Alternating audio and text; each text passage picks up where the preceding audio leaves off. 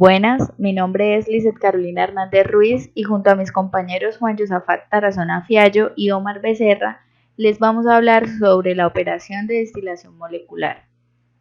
Esta exposición se va a llevar a cabo en tres partes. Primero, la introducción, segundo, los equipos utilizados en esta operación y tercero, los procesos y las aplicaciones que utilizan la destilación molecular.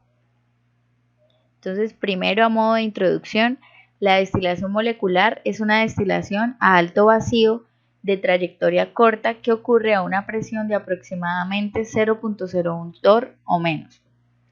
Esta es una operación de separación, purificación y concentración de productos naturales, moléculas complejas y que son térmicamente sensibles, como las vitaminas, los ácidos grasos poliinsaturados, los ácidos grasos libres, los aceites, las ceras, entre otros.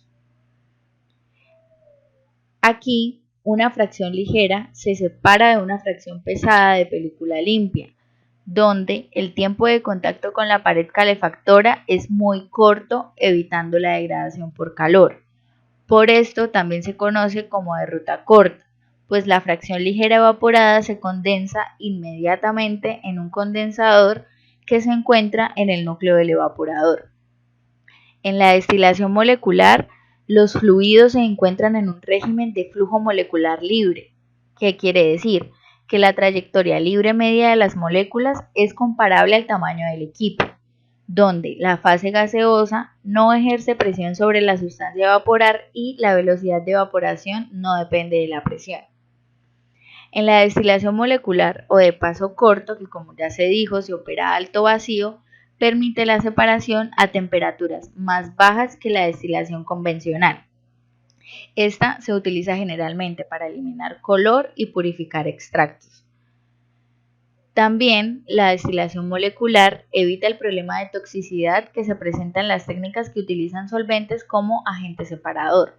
Minimiza las pérdidas por descomposición térmica y se puede utilizar en un proceso de alimentación continua para recolectar destilados sin tener que romper el vacío.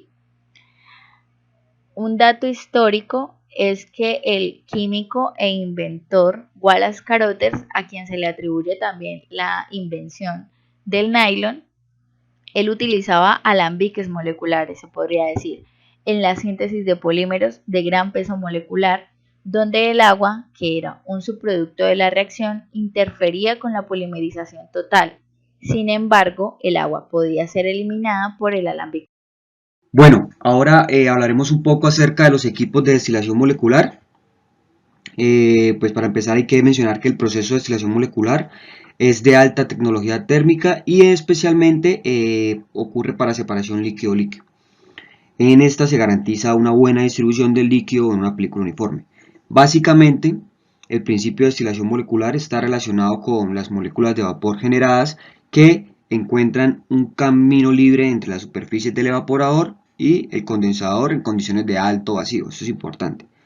El rápido flujo de la película líquida hace que el tiempo de permanencia en el dispositivo sea extremadamente corto, lo que ofrece algunas ventajas respecto a la degradación química de los productos. Algunas de estas ventajas son en la destilación molecular proporciona un mejor método de separación para la separación de materiales de alto punto de ebullición, sensibilidad térmica y oxidantes. Esto debido a que la destilación molecular ocurre a temperaturas muy por debajo del punto de ebullición del material y el material permanece por un corto tiempo. También la destilación molecular ofrece o puede ser extremadamente efectiva para eliminar sustancias en líquidos como solventes orgánicos. Es un método muy efectivo para la decoloración de líquidos después de la extracción con solventes. La destilación molecular además puede evaporar selectivamente el producto de propósito, eliminar otras impurezas y separar más de dos sustancias al mismo tiempo a través de la separación de varias etapas. Finalmente, el proceso de fraccionamiento de la destilación molecular es un proceso físico que puede proteger bien el material separado de la contaminación y la infracción. De acuerdo a su diseño, podemos encontrar dos principales destiladores moleculares. Uno es el destilador de película descendente, que usa la fuerza de gravedad para promover la formación de una capa delgada con ayuda de de rodillos que mezclan y expanden el líquido a la superficie interna del evaporador, y el destilador centrífugo por otro lado, que usa la fuerza centrífuga para generar dicha capa líquida. Para empezar, entonces hablaremos del destilador molecular centrífugo, que está formado por el evaporador calentado, la superficie y la superficie del condensador de enfriamiento con un sistema de calentamiento eléctrico. También incluye las unidades de control de temperatura, presión, caudal, que es el flujo, y el módulo se completa con una unidad de vacío compuesta por dos bombas de vacío, una bomba mecánica, una bomba de vacío mecánica, y otra bomba difusora. La fuerza centrífuga permite la formación de una fina película o una capa de líquido que pase a través del disco calentado y hace contacto con la superficie del condensador. El uso de este disco calentado por rotación central es una forma mecánica de crear la fina película del líquido bien distribuida sobre la superficie del evaporador.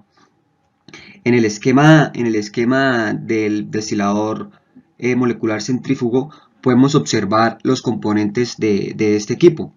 El primero es la bomba de vacío de desbaste, el segundo una bomba de difusión, el tercero es una bomba de vacío rugosa, desgasificadora, el cuarto es una trampa también desgasificadora, la quinta es una trampa de cámara, una cámara de trampa, la 6 es una bomba de transferencia de líquido, luego la 7 es la válvula, la 8 el calentador desgasificador, el 9 es un rotor calentador, el 10 es la cámara de vacío, el 11 es otro rotor, el 12 es una variable de bomba de la transferencia de líquido de velocidad, y donde encontramos la letra P encerrada en un circulito, esto representa un manómetro de vacío.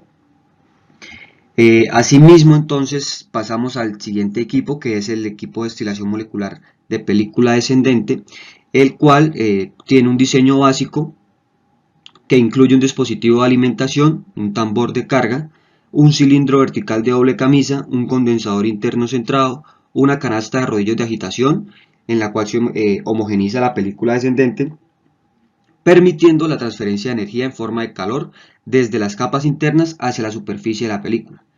Un sistema de dos carruseles donde se descargan los condensados y los residuos de la destilación. Cada carrusel consta de 6 colectores que pueden ser posicionados y movidos por el operador sin interrumpir el proceso de destilación. También contiene un sistema de bombas de vacío, una trampa fría en línea y 3 unidades de calentamiento. Estas unidades de calentamiento son usadas en el dispositivo de alimentación, en el evaporador y en el condensador. Una condición importante es que la distancia entre el evaporador y el condensador debe ser menor o igual al recorrido libre de las moléculas para evitar que las moléculas retornen a la fase líquida luego de haber sido evaporadas. Entonces así, pues con esto pues tratamos de explicar más o menos las partes de cada uno de estos equipos. Sin embargo, pues como ya se mencionó, el principio fundamental es pues de la destilación molecular de los equipos es poder formar una capa líquida de la muestra a destilar. Como la destilación es un proceso de separación, los estudios sobre destilación molecular generalmente se enfocan en la eliminación de compuestos no deseados o el aislamiento de compuestos valiosos. La destilación molecular tiene muchas áreas de aplicación en la industria, que abarca la industria farmacéutica, petroquímica y alimenticia. Nosotros hablaremos acerca de algunos ejemplos en la industria alimenticia. Empezaremos con la eliminación de colesterol en mantequillas y manteca de cerdo.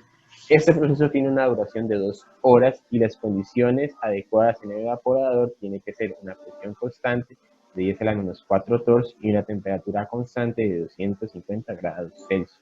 La concentración inicial de colesterol va a ser de 988 partes por millón y la concentración final del producto procesado de colesterol va a ser de 105 partes por millón, logrando una reducción drástica del colesterol en las mantequillas y mantecas de uso comercial. La destilación molecular juega un papel muy importante en el procesamiento y tratamiento de aceite de origen vegetal y de origen animal. Los aceites de origen vegetal sufren un proceso denominado desasificación física, el cual consiste en separar los ácidos grasos libres del destilado desodorizante del aceite vegetal, con el fin de reducir el contenido de ácidos grasos libres del aceite procesado.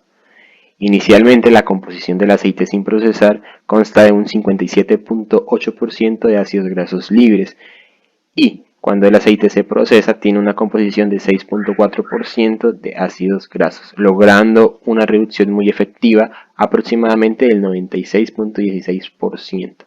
Adicional a esto, se logra una recuperación del tocoferol del 81.23%. Las condiciones adecuadas en el del evaporador tiene que ser una presión constante de 10 a la menos 6 bar, una temperatura de 160 grados Celsius constante, caudal de alimentación constante de 10.4 gramos por minuto. En el caso del aceite de soya, este tiene que sufrir un tratamiento previo de hidrólisis enzimática. Aparte, las condiciones de presión y de temperatura van a diferir de las condiciones que se utilizan para el procesamiento de los aceites de girasol y canola. En el caso del aceite de soya, esta presión y esta temperatura va a tener unos valores iniciales, los cuales van a ir variando hasta llegar a unos valores máximos. Los valores iniciales son de 125 grados Celsius y 0.5 Pascal, y los valores finales van a ser 160 grados centígrados a 1 Pascal. Aparte, la velocidad de alimentación que se va a generar en el evaporador es de 200 mililitros por hora y la velocidad de limpieza es de 300 revoluciones por minuto. En el caso del aceite de palma, la destilación molecular es una gran herramienta para recuperar carotenoides. Esto se va a realizar a una presión constante de 9 por 10 a la menos 5 torrs y a una temperatura de evaporación constante de 170 grados Celsius. Según lo reportado en la literatura, antes del procesamiento, la concentración de carotenoides es de 600 partes por millón. Después del tratamiento, la concentración se eleva a 19.500 partes por millón. Y por último, en el caso de los aceites de origen animal, en especial el aceite extraído del pescado, juega un papel crucial para la renovación de plaguicidas clorados. Esto se realiza a condiciones de presión y temperatura constantes, a una temperatura de 220 grados Celsius y a una presión de operación por debajo de los 0.03 milibar. Según lo reportado en la industria, se ha logrado reducir la cantidad de 215 nanogramos por gramo de aceite a 21 nanogramos por gramo de aceite. Agradecemos la atención prestada a cada uno de nuestros compañeros.